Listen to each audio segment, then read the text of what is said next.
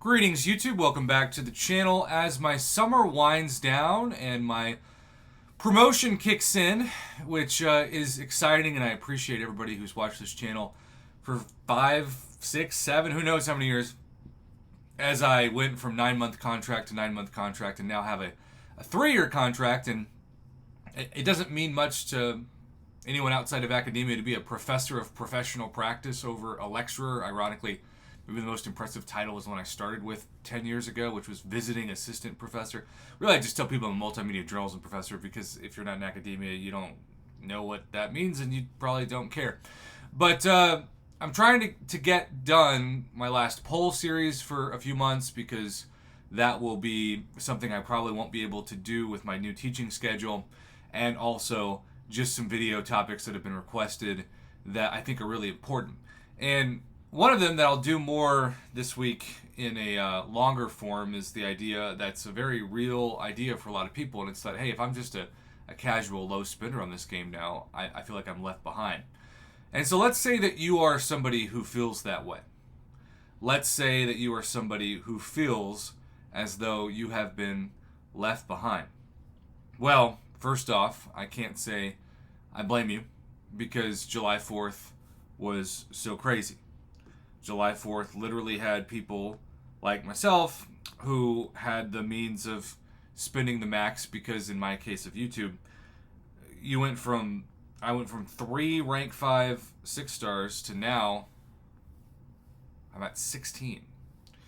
And I'm not saying that as a flex, I'm actually saying that as a concern because quite a few people were around 2 to 3 rank 5 6 stars before, and now if they couldn't spend, and I think, by the way, if you're watching this and you couldn't spend because you couldn't afford it, good job not spending. Because I've heard too many people who do the opposite, who can't afford it and buy up everything because their fear is to be left behind and the Marvel Casino of Champions crushes them, and then they have a hard time paying rent the next month or food or gas or student loans or whatever. I mean, it's just the reality. Healthcare bills. So, no, I have the utmost respect for those people. But let's say that the interest in the game is still there, but the interest in spending is gone. Let's say that you're really trying to decide how you can maximize free unit opportunities while still not doing something that's going to make you annoyed. Well, I thought this would be an appropriate video because the Level Up event is live for Paragon players at the time of recording this. In terms of the easiest arenas, you can see my Summoner Trials right now is done. 116 win streak, 4.4 million, and that takes me 4 cycles to do this. 4 cycles with my rank 5 4 stars. And these rank 5 4 stars have just been slowly accumulating, and I really do think that if we ever get the details for Ascension, and who knows when that's going to be, it still sounds to me like a bizarre non-denominational Christian church. But if we get Ascension details, I think more people will want to rank up their 4 stars in general to give their 6 stars an added bonus, maybe like a second synergy type bonus or a second adrenaline type of bonus, that kind of thing. But I say this to say these champions prevent you from having death matches ever because you can't use 5 stars, 6 stars, or 7 stars in the Summoner Trials arena. And on top of that, I think they're going to be really important for the bigger picture when Ascension details drop. If 4 stars don't come into play, I'm going to be very surprised because the early hints at what that was supposed to be indicated that you would need your best star champions. In fact, 3 stars might come into play, but 3 stars, unless you've got the triple boosted arena boost, aren't going to help you much in the Summoner Trials arena. So what I would recommend doing if you're going to want to rank up 4 stars is also taking advantage of the best unit purchase you can make in the rank up store, which, at least depending on your progression, You can get a tier 4 basic for 20 units.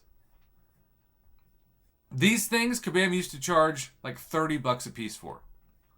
So they would say, hey, for Cyber Week, if you want 2 tier 4 basic, it's going to cost you at least 850 units. And they were going to be 400 to 450 units a piece. Now they're 20. The decrease in that is such a pro player move. Tier 4 class catalysts are also valuable, but not for the rank up. In this case, I still say, come on, YouTube. It's all about the tier 4 class catalyst selectors. But I've saved the last claim for last. Although I used the word last twice.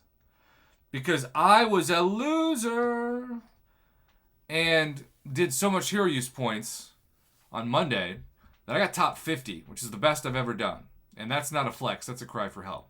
Too much arena, too much, I don't know, auto fighting with 7 stars.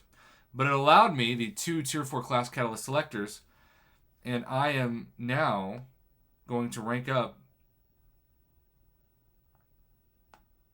a Mystic champion, and so I get my tier 4 class catalyst selectors from that source. So don't sleep on 4 stars. They are not only potentially helpful to the future of the game with your 6 stars, but they will get you so many awesome fast arena points with no chance of the same death matches that you'll see in the 5 and 6 star and 7 star arenas where you can use those champs.